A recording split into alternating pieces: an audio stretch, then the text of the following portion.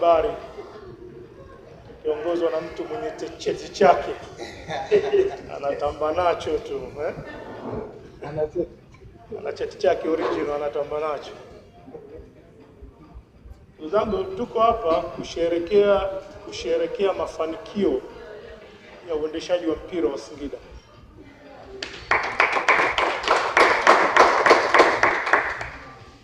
Development ya football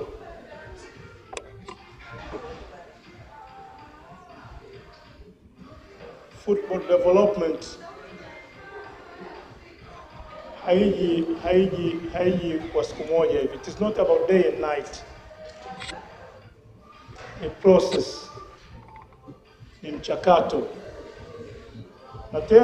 na tena sio mchakato mdogo, ni mchakato ambaye unahitaji rasilimali watu,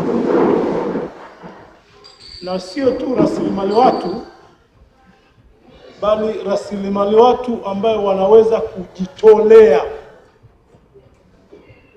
Ndio unaweza kuona football inapiga hatua. Mimi niko kwenye mpira wa Singida zaidi ya robo tatu ya maisha yangu. Yaani ukiondoa maisha yangu ya utoto ambaye naye pia nilifanya kwenye mpira, nikiuza Big G na sigara kwenye viwanja. Kwa hiyo maisha ya Singida tangu Simba ndio wenye mpira wao walikuwa wakicheza, wakati ule sisi tunaenda kuuza fegi kiwanjani. Kwa hiyo hakuna wakati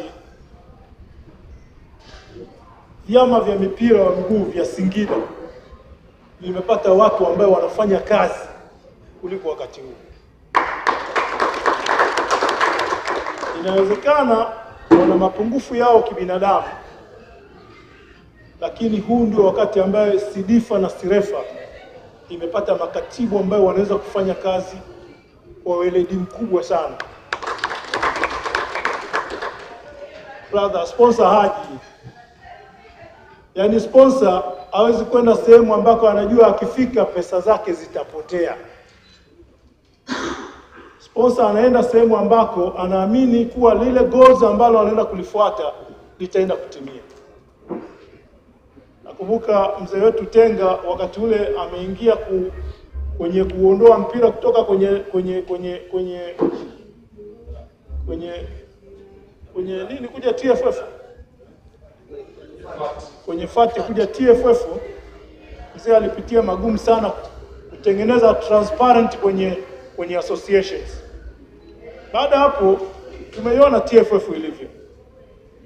Wamepita watangulizi wengine, lakini mwisho wa siku msingi uliotengenezwa leo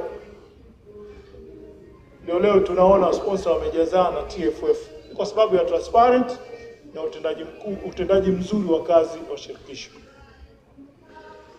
Hilo sisi tumeliapply Sirefa. Sisi Sirefa tuna slogan yetu kuwa tunaweza kucheza mashindano yoyote. Yaani mashindano yoyote sisi tunaweza kucheza. Tumeanza na mashindano ya ligi ya wanawake na zero budget.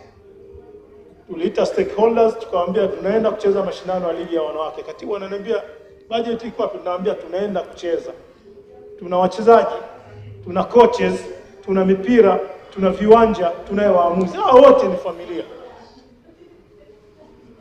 Hao wote ni football family. Zamani tulikuwa twende kucheza mashindano kwa sababu kila kitu ndio watu wanataka budget. Wakati fulani lazima tuanze kutengeneza mipango ya mpira.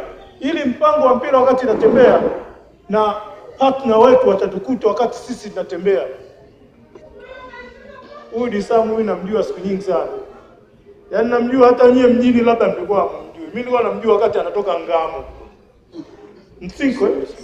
Misinko. Yaani huko Misinko yeye alikuwa anaanzisha mashindano, anacheza na tunaenda kuyafunga na kufanya na nini.